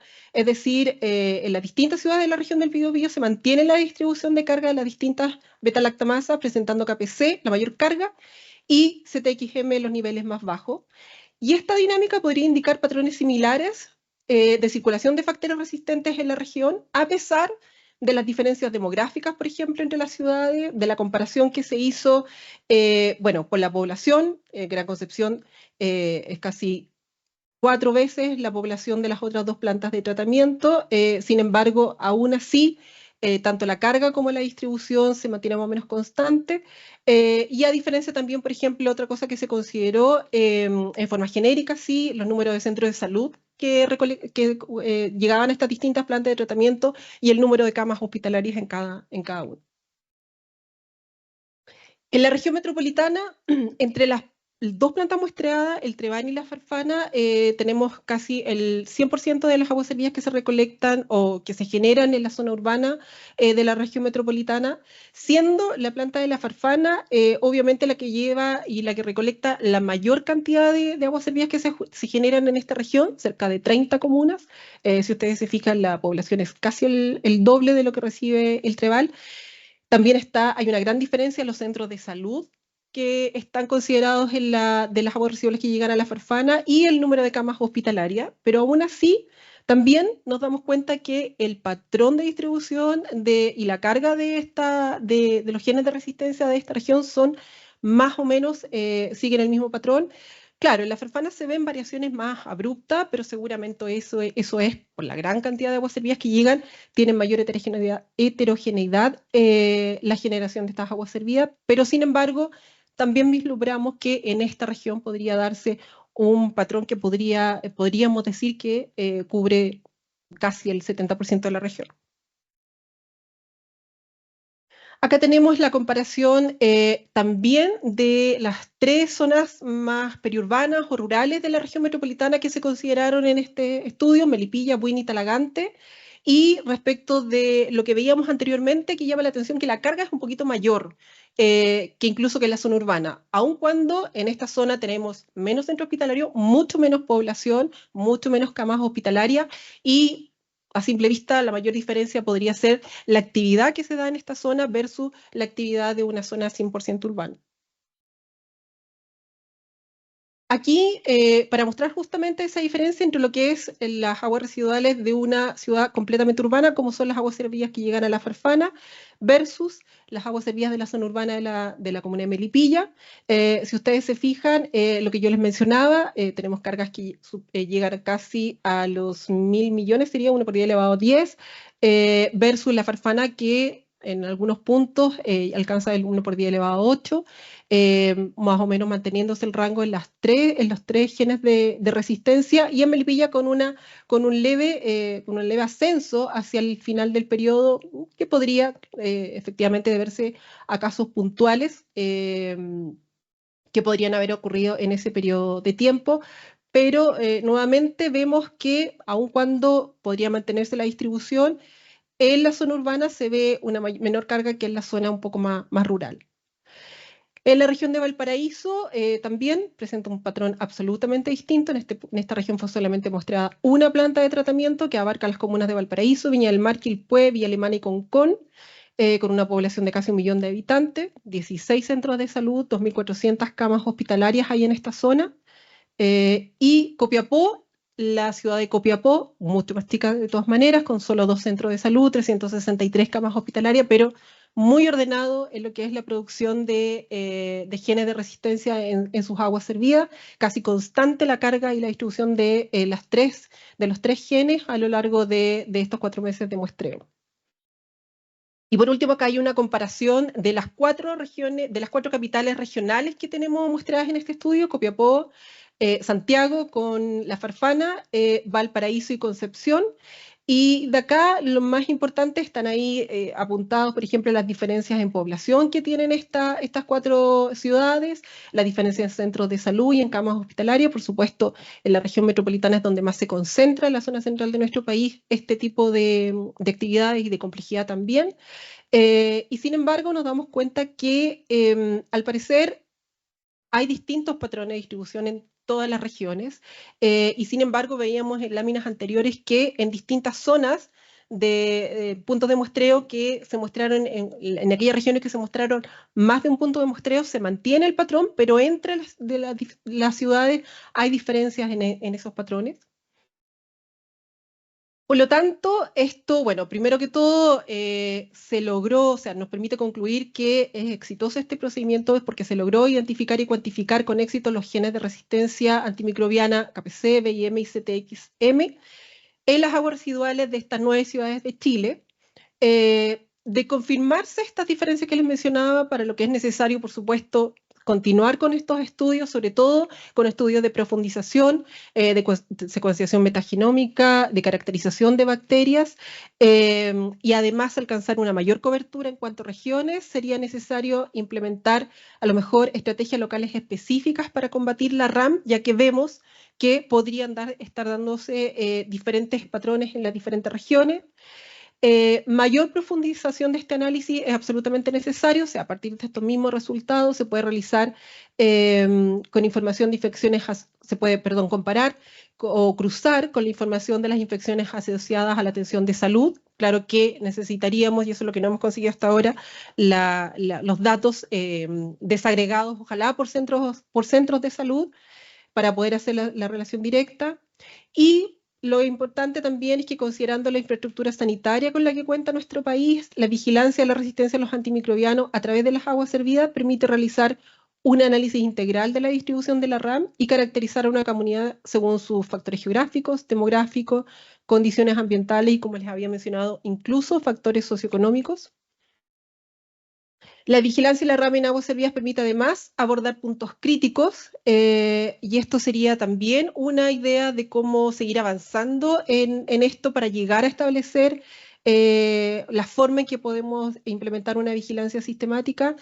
Puntos críticos como, por ejemplo, centros de salud, hogares de ancianos, centros penitenciarios u otros, para identificar y caracterizar puntos críticos de propagación de la resistencia a los antimicrobianos de relevancia clínica. Ideal sería para esto, a nivel de estudio por lo menos, porque a nivel de vigilancia sería mucho más lento, hacer una secuenciación metagenómica y caracterización de bacterias, por ejemplo, de las aguas residuales que se liberan desde un hospital, para ver qué incidencia tienen estas realmente en las aguas servidas que se generan en una ciudad. Ver si realmente es lo más importante que está incidiendo en la resistencia que se libera al ambiente versus, por ejemplo, la resistencia que podemos estar eliminando la comunidad en general. La ventaja de la vigilancia ambiental, bueno, por supuesto, y a través de las aguas servidas, es la gran diferencia con la vigilancia humana, donde las muestras son individuales y además siempre tenemos que tener el resguardo de cumplir con las políticas de resguardo de la privacidad. En proyectos futuros, ideal continuar con este mismo proyecto, pero ampliar el tiempo de muestreo para cubrir un año completo, ojalá, de muestreo, y ver también qué incidencia puede tener la estacionalidad. Nosotros con este estudio solo abarcamos meses de verano. Y es necesario estandarizar metodologías accesibles, practicables en todo el país para el seguimiento sistemático en agua servido y, por ende, en el medio ambiente. La vigilancia de la RAM puede proporcionar información relevante para retroalimentar las políticas y acciones de control de todas las dimensiones de una salud. En resumen, la identificación y cuantificación de genes indicadores de resistencia a través de las aguas servidas es una herramienta accesible, rápida, económicamente alcanzable también, para llegar a implementar una vigilancia sistemática y de esta forma lograr contribuir al objetivo que tienen todos los planes nacionales para combatir la resistencia a los antimicrobianos, que es llegar a implementar la vigilancia integrada. Muchas gracias.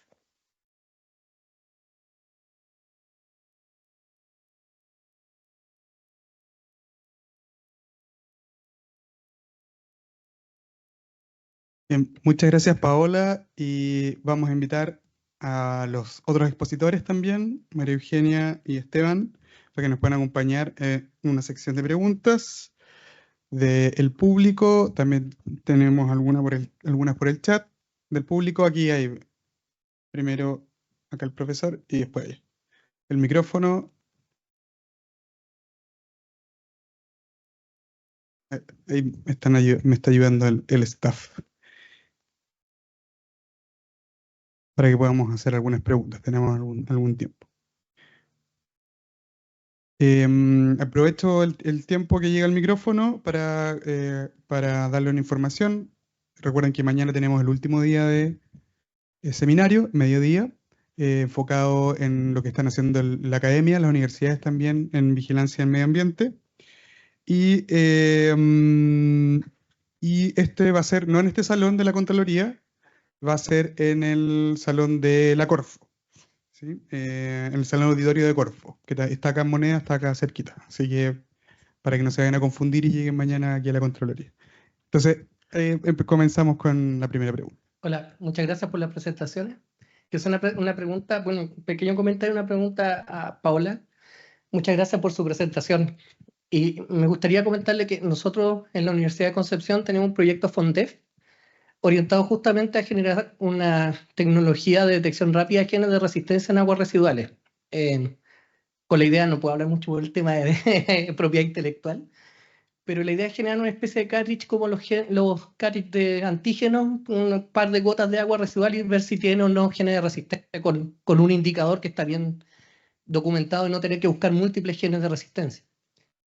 Y en ese contexto, nosotros nos asociamos con el Centro Centinela del doctor Matías Hepp en la Católica de la Santísima Concepción, que ellos nos dieron aguas residuales durante un año completo. Tenemos el año calendario, estamos empezando ahora a hacer los estudios de carga, cómo van variando en el año. Pero los resultados preliminares nos han estado indicando que cuando estudiamos el afluente y el efluente, las sanitarias sí son muy buenas eliminando las bacterias, que es lo que la normativa les indica. Pero no así los genes de resistencia, se mantienen en un nivel súper similar. Entonces la pregunta es si está en algún momento también, comparte las políticas que eventualmente se podrían adoptar, combatir la contaminación por genes de resistencia en aguas residuales, porque en disminución de bacterias son muy buenos, las sanitarias lo hacen muy bien, pero es lo que la normativa le exige. Pero nosotros cuando hacemos nuestras pruebas, afluente y efluente, no vemos diferencia en este estudio, digamos, durante este periodo de tiempo. Entonces, no sé cuál es su opinión y apreciaciones al respecto. Sí, mira, de todas maneras que es un tema que hay que abordar en algún momento. ¿Cuál es la eficiencia que tenemos nosotros con nuestro sistema de tratamiento respecto a resistencia a los antimicrobianos propiamente tal? Yo les mencionaba en la presentación que a nivel sudamericano nos debemos sentir orgullosos de los niveles de recolección y tratamiento de aguas servidas que tenemos para los objetivos que fueron creados. O sea, obviamente el tratamiento de aguas servidas cuando fue proyectado no se pensó en la resistencia a los antimicrobianos. Ese es un tema, por lo tanto, hoy día no está en nuestras normas y es poco lo que conocemos también todavía de lo que está pasando en la realidad. Pero es un tema que tenemos que abordar. ¿Es sensible abordarlo? Sí, es sensible abordarlo porque desde nuestro rol como autoridad sanitaria y como organismo fiscalizador, claro, entramos ahí en un cierto conflicto y absolutamente entendible las aprensiones que pueden tener las empresas sanitarias que hasta ahora han mostrado una excelente disposición a colaborar con todo este tipo de estudios, pero claro, ahí tocamos justamente lo que tú mencionabas, la eficiencia que están teniendo nuestros sistemas de tratamiento. Y tenemos que llegar a abordarlo en algún momento justamente para eso, porque lo ideal sería llegar a combatir también la resistencia de genes de resistencia con nuestro tratamiento de agua servida. ¿Cómo? Todavía no lo sabemos, ya no sabemos qué hay que incorporarle. porque además eso tiene una incidencia directa en la comunidad, o sea, eso nos va a subir el agua, nos va a subir las cuentas, y eso es súper antipopular. Entonces, es complejo de abordar. Creo que todavía nos falta indagar un poco más a través de este tipo de estudios, lo que están haciendo ustedes. Yo me enteré de lo que están haciendo ustedes justamente buscando información para esta presentación. Vi el proyecto que estaban implementando, que sería súper interesante de conocer. Pero creo que nos falta indagar un poco más para saber efectivamente llegar a algún momento a lo mejor a normar esto y recién ahí ver cómo se puede implementar esto en el tratamiento que hoy día se está haciendo. Y lo otro que es importante, sí, desde ese punto de vista, que lo hemos visto en políticas en el extranjero, es que antes a lo mejor de pensar justamente en tratar todos los contaminantes que pueden llevar las aguas servidas, es mejor que trabajemos en implementación de políticas de prevención de esa contaminación a las aguas servidas.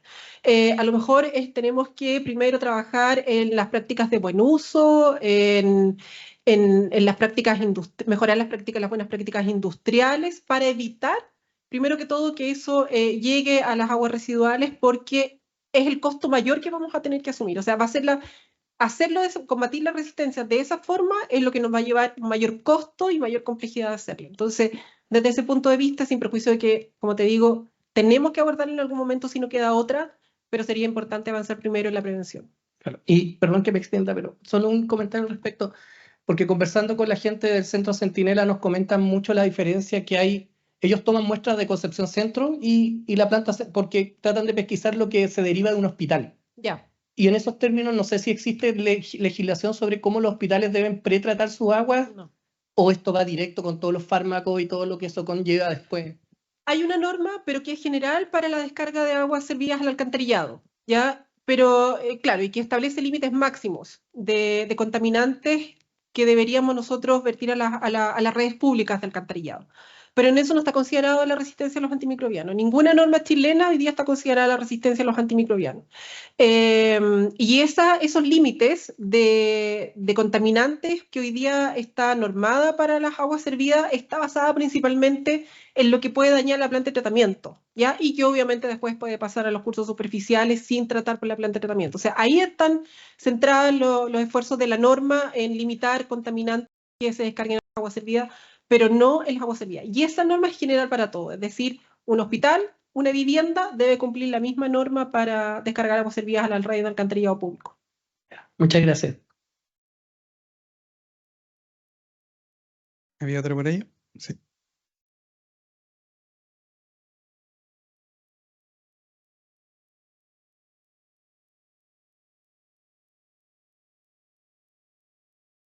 Ahí sí.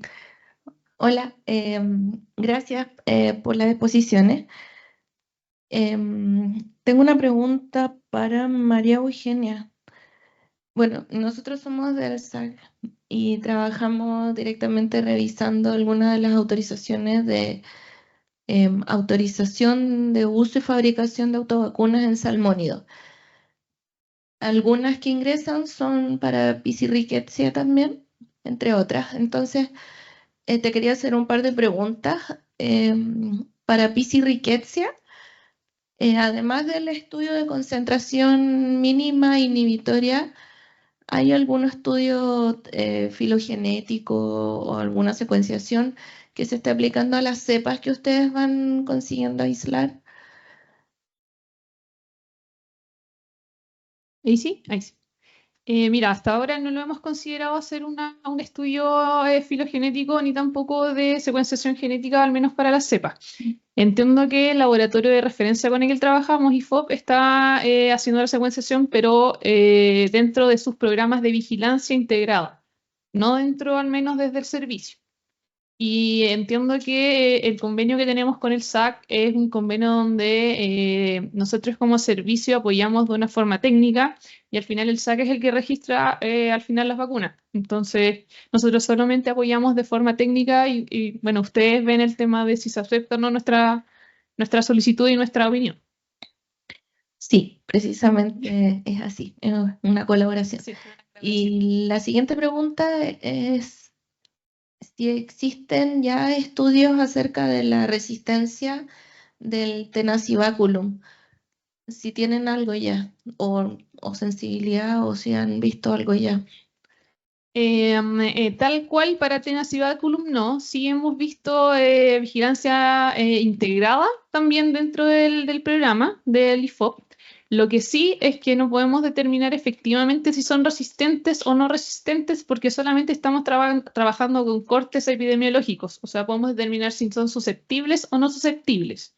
Entonces todavía nos falta ese paso, obviamente es una brecha que tenemos que abordar y estamos trabajando para poder incluir los valores en la CLSI y poder determinar ahí ya trabajar con resistencia o sensibilidad a los antimicrobianos, con los que trabajamos principalmente. Gracias. Muchas gracias. Antes de ver si hay otra pregunta en el público, tengo algunas en el chat. Para Esteban, primero felicitan las presentaciones de los tres. Y para Esteban preguntan si han hecho ensayos de transferencia de plasmidos para comprobar esta transferencia horizontal de genes entre ambiente y clínica. Gracias por la pregunta. No. Totalmente estamos en los primeros pasos de primero hacer la identificación de estos genes y hacer la identificación de plásmido también, de factores de virulencia, como toda la primera etapa más de detección que puesta en marcha de algún estudio en particular de transferencia. No, todavía no. Todavía no. Todavía no. Y Esteban, otra pregunta que dice si en el ISP tienen datos metagenómicos de la presencia de antibióticos en aguas marinas y de salmonicultura. No, nada metagenómico. Nada todavía. Perfecto. ¿Alguna otra pregunta del público?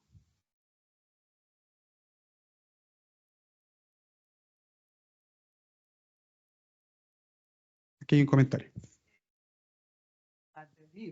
La naturaleza. No sería normal. ¿Cuándo es un problema? A ver, porque resistencia es la defensa de las bacterias. Es la defensa. Bueno, igual a usted la escuché en su presentación y creo que también me llama mucho la atención el tema de, incluso con las bacterias en el hospital, ¿qué vamos a hacer con ellas? ¿Qué hay que hacer? Porque al final creo que de las charlas que he dado al respecto de la identificación de estas bacterias, carbapenemasa, terrible en los hospitales, que también van en el desagüe y van por quizás también en los ríos, ¿qué hay que hacer? Porque yo creo que es la gran pregunta, y también aquí escuchando aquí a mi colega acá al lado, Paula, hay que planear alguna cosa más de mitigación, más de prevención. Sabemos de que vamos a poder encontrarla y de que pudiesen tener alguna relación. Ahora, creo que particularmente con las bacterias y con estos genes de resistencia, yo creo que desde el punto de vista evolutivo lo que estamos haciendo es una sobrecarga de genes de resistencia y de elementos genéticos móviles que quizás bacterias que no lo necesitaban ahora lo están adquiriendo y de alguna forma están adquiriendo factores de virulencia, factores de resistencia que anteriormente era no lo necesito y ahora me están llegando por todos lados. Y creo que quizás esa es una de las precauciones que más todos estamos llamados a tratar de vigilar y controlar. Ok, muchas gracias. ¿Alguna otra pregunta? Aquí veo la mano levantada.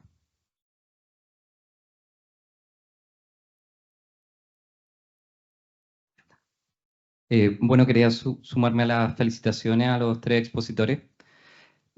Quería sumarme a la pregunta también de la doctora porque no quiero sonar alarmista, pero la situación está pasando a un punto de la prevención, hay que tomar medidas de mitigación, porque prácticamente ya nos estamos quedando sin alternativas para el tratamiento con antibióticos. Quería saber si por parte de la autoridad había interés en generar algún programa de incentivo para el desarrollo de nuevos antibióticos o antimicrobiales o alternativas para tratar esta problemática desde una perspectiva nacional o esperar a que nuevos desarrollos o...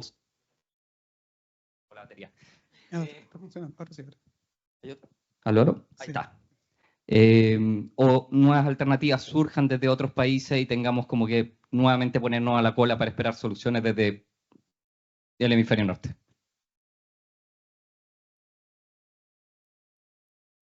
Yo creo que algo de respuesta que tengo yo es que estoy súper de acuerdo con eso. Creo que la búsqueda de nuevas terapias antibióticas también es por lejos una de las cosas que más se debería hacer. Ahora, lamentablemente, por lo menos, yo creo que Paola también va a estar de acuerdo con los ministerios de salud. Creo que hacer ciencia es una cosa que quizás se nos escapa de las funciones que tenemos como Ministerio de Salud, como Instituto de Salud Pública, el desarrollo de esta tecnología. Ahora, creo que ahí habría que ir a presionar a un ministerio que está más cerca aquí, creo que es el Ministerio de Ciencia. El Ministerio de Ciencia creo que también pudiese ser uno de los objetivos que plantearle a ellos, más que, yo creo que lo mismo pasa con toda la gente que trabaja en Senapesca, en el SAC, que se escapa del objetivo de este diseño de antibióticos. Yo creo que es lejos, yo creo que un temazo, pero en el caso de nosotros se escapa de lo que podemos hacer.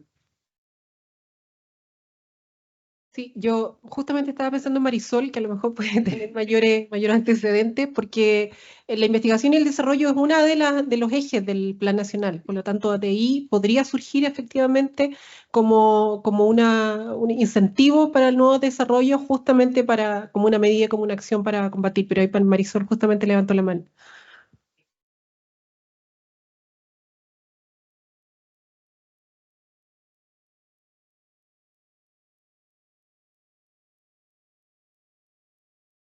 ¿Ahí? Edata. Ahí sí. Ya. Bueno, voy a responder con las palabras de la coordinadora, Tania Herrera. Ella dijo que precisamente solamente un 11% de los planes nacionales a nivel mundial tienen financiamiento. Nosotros funcionamos con capacidades instaladas, es decir, con lo que tenemos hacemos lo que podemos. Y hemos hecho harto, no podemos decir que no, hemos posicionado la rama en todas partes. Por lo tanto, la respuesta es que nosotros no tenemos dineros para dar incentivos para nuevas tecnologías. Sin embargo, cada vez que hay dineros, o programas que nos puedan destinar un poco de dinero, cosa que es poco probable porque, como ya dijimos en la mañana, no categorizamos países pobres ni nada de eso, o sea, nosotros no nos dan dinero. Entonces, pero a veces de vez en cuando ocurren milagros y nosotros los destinamos a los programas que más lo necesitan para investigar en este momento. Ahora, son las farmacéuticas las que precisamente y en todo el mundo y cada vez que hay un seminario lo dicen, o sea, las farmacéuticas son las destinadas a hacer nuevos medicamentos. El problema está, claro, precisamente que no es rentable, porque en vez de ser un medicamento que se va a dar a pasto, es un medicamento que lo más probable es que se resguarde. Entonces, está como complicado el panorama. Sin embargo, como acá dicen, está el Ministerio de Ciencia, a ver si ellos nos pueden ayudar a impulsar algo. Eso, gracias. Sí, bueno, y complementar, ya que participamos del plan RAN varios ministerios, que siempre estamos haciéndonos esas preguntas y viendo también de dónde sacamos los recursos para los nuevos desafíos que vamos planteando en el marco del plan. Así que ocupados estamos, no con todos los recursos que quisiéramos, pero ocupados estamos.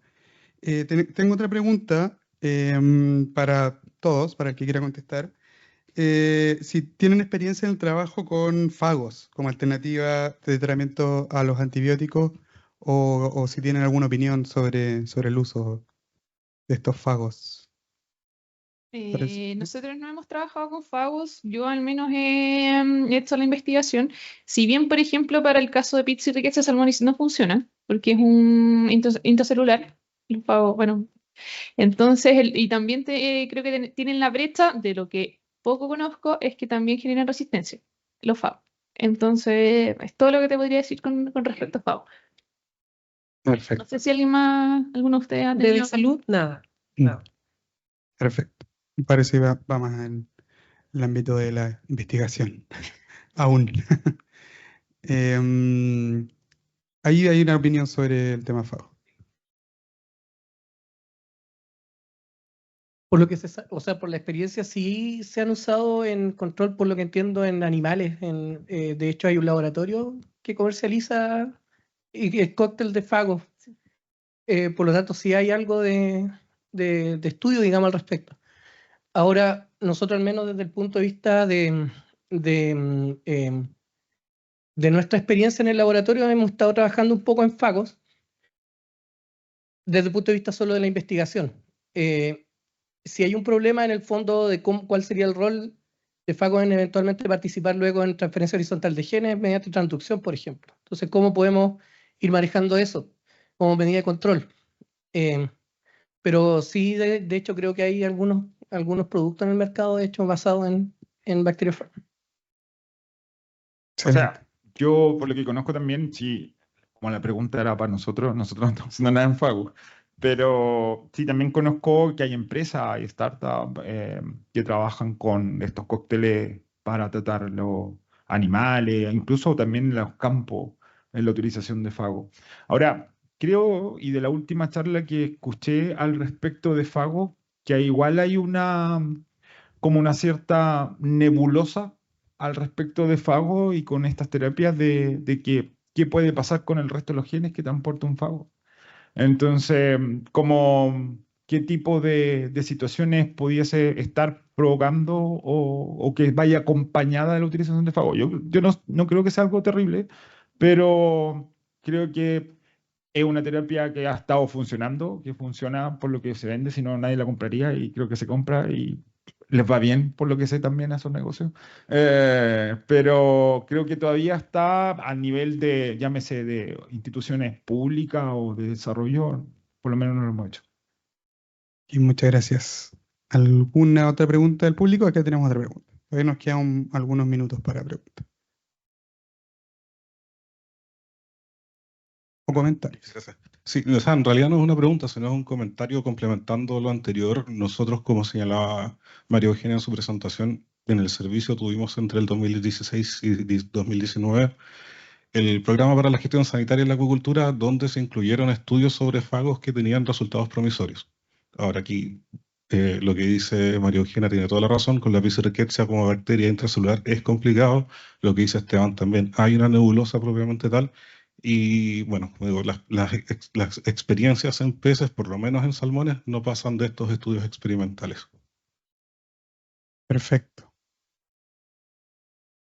¿Alguna otra pregunta, comentario? Adelante. Estamos en un espacio de reflexión. Almuerzo me dejó hablador. Una consulta para María Eugenia. Sí. En el caso de Pizzirichia, ¿ustedes han tratado de estudiar la fuente de dónde viene Pizzirichia? En el fondo, tratar de saber qué tan resistente a los desinfectantes de uso común en salmonicultura y si eso va a su vez coseleccionando cepas que son a su vez también resistentes a antibióticos, que son las que después llegan al salmón, en vez de tratar al salmón ya infectado, digamos. Ahí sí. No hemos hecho esa trazabilidad porque por varias razones. O sea, Pizzirichia es una bacteria bastante compleja y aparte es un tema sumamente local. O sea, solamente Chile tiene este problema, Noruega lo tiene, pero con otro tipo de Pizzirichia y una forma totalmente diferente. No es tan prevalente, no causa tanta mortalidad, entonces no hemos hecho ese tipo de estudio, pero al menos estamos trabajando en primero es no secuenciar, pero tratar de definir la cepa de SRS, diferenciarla entre la LF89 y la M90, para poder ahí empezar a hacer los otros siguientes pasos, tal como tú comentas, empezar a hacer ahí la diferencia.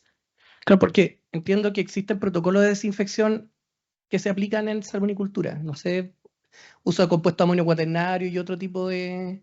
Sí, pero el protocolo de desinfección no es específicamente para SRS, es solamente para el tema de ISA y no se utilizan en los peces, sino que se utilizan en el caso de los wellboat o los botes donde se transportan los peces, ahí se hace la desinfección, no es el pez como tal. Pero está documentado que Pizzirichia forma biopelículas en superficies inertes, como una fuente, digamos, de potencial contaminación a los peces, digamos, para saber de dónde viene.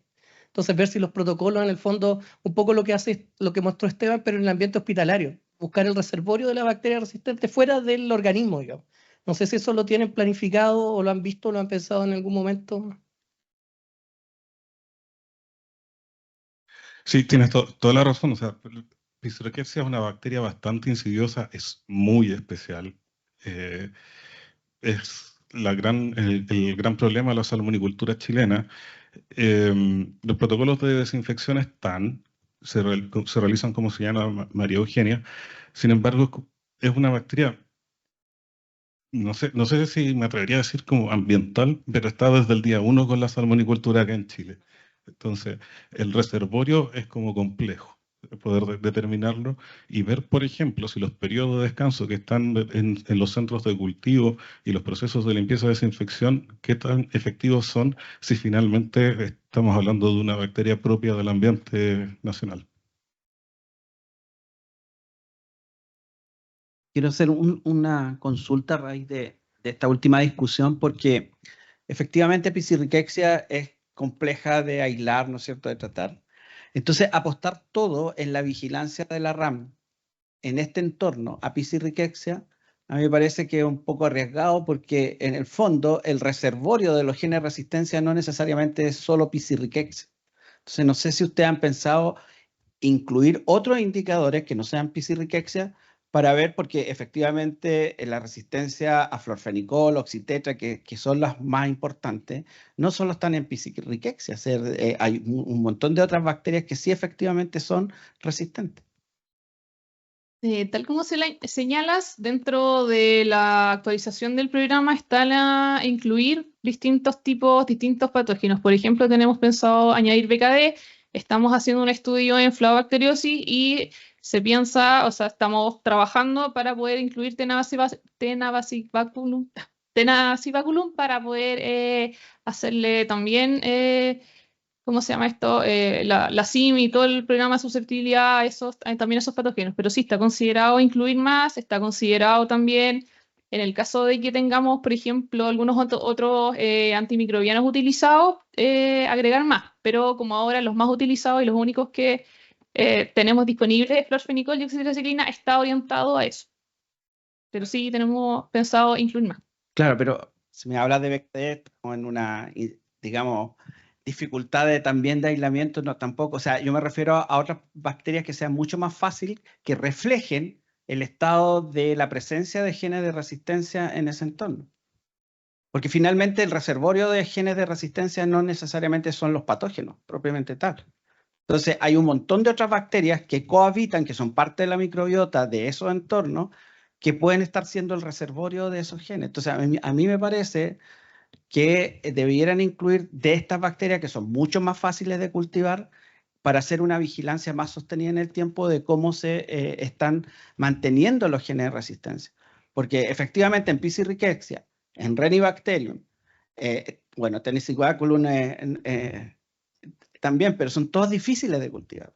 Entonces, me parece súper arriesgado apostar toda la vigilancia en 3 patógenos que son difíciles de seguir en el fondo. A ver, con respecto a tu primera consulta o todas las consultas, el IFOP realiza vigilancia integrada para varios otros patógenos. Tenemos ahora estamos haciendo un microbioma de los peces para poder también hacer más vigilancia. Estamos también haciendo una vigilancia integrada en Pseudomonas para poder ver si tenemos en algún otro lado Pseudomonas, si la podemos observar, así que sí estamos considerando otras bacterias. El IFOP al menos tenemos como laboratorio de referencia, está haciendo la vigilancia integrada en otros, considerando bacterias como tú señalas, más sencillas o más fáciles de aislar. Perfecto. Tenemos un comentario más. Con eso ya vamos cerrando por la hora. Sí, por supuesto. No, cortito. Tiene que ver también con las competencias de cada institución. Nosotros como Servicio Nacional de Pesca y donde entre la fiscalización de la acuicultura nos focalizamos a lo que señala María Eugenia. Como laboratorio de referencia, el IFOP es el que se encarga de hacer investigación y donde ahí tiene los programas anuales de investigación, donde incluye la resistencia a otros patógenos y el microbioma. Perfecto. Bien, muchas gracias. Ya vamos finalizando el segundo día, la extensa jornada. Un aplauso, por favor, para todos los expositores que hemos tenido. Tres cosas antes de despacharlos. Primero, agradecer a la Contraloría General de la República, que siempre nos facilita el salón, al técnico, que siempre le presentamos desafíos en cuanto a las cosas técnicas, así que un aplauso para él. Recuerden que mañana el seminario, nuevamente lo recuerdo, en el Salón de la Corfo, en el auditorio de la Corfo, que está acá en Moneda, para los que van de manera presencial, y por favor que nos ayude a mejorar nuestros seminarios y nuestros eventos que llevamos al público. Por favor, si pueden entrar al QR y darnos su feedback respecto a este seminario. Moneda 691, segundo piso. Esa es la dirección exacta. 691, segundo piso. Está en las redes sociales de Archipia por si se los olvida o no lo anotaron.